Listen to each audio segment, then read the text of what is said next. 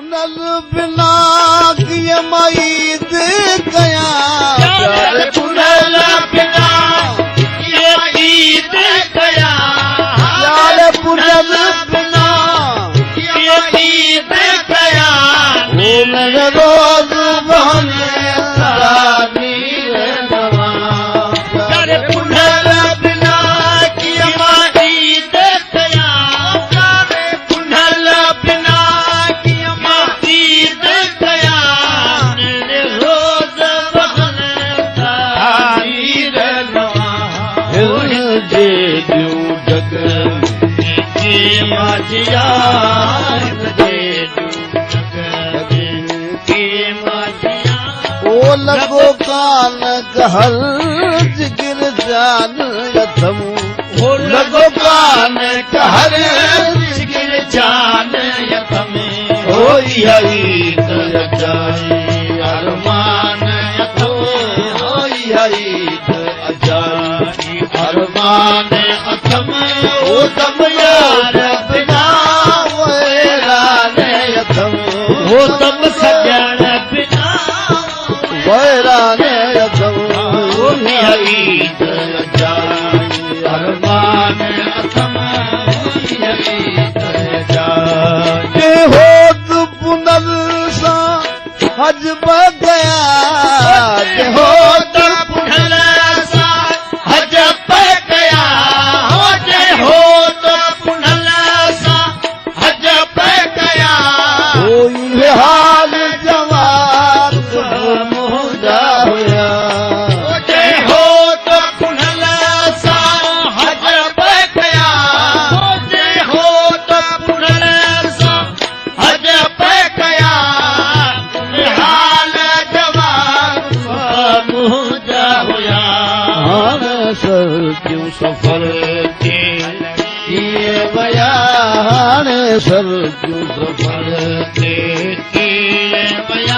ओ न को अचण जो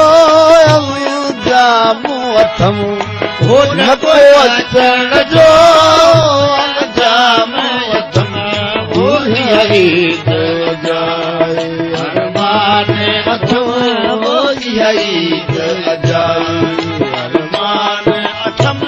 हो तम यार बिना वैरान अथम हो तम यार बिना वैरान अथम हो ईद अजाई अरमान अथम हो ईद अजाई देखो साह मुझो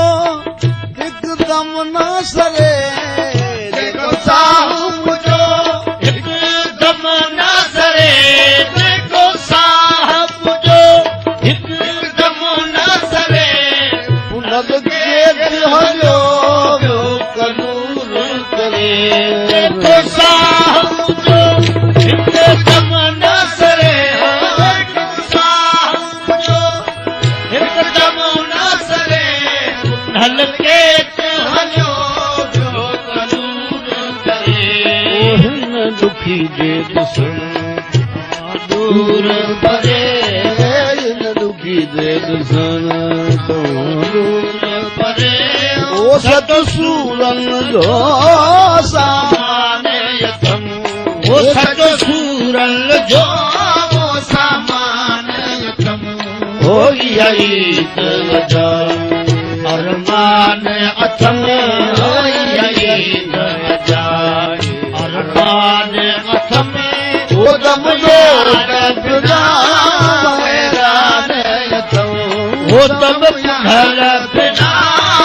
वैरान यथम हो ईद अजाई अरमान अथम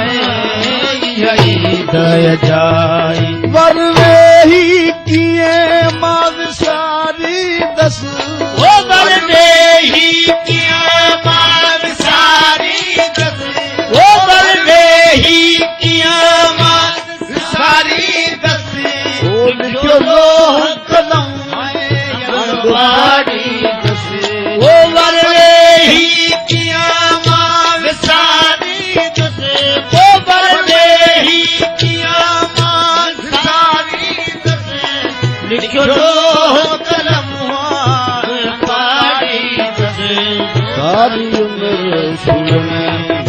गुजारी तुझे सारी उम्र सुर में गुजारी तुझे ओ चीज़न मुझ अंदर माता मोयतम चीज़ल मुझे अंदर माता मोयतम ओ यही दर्जा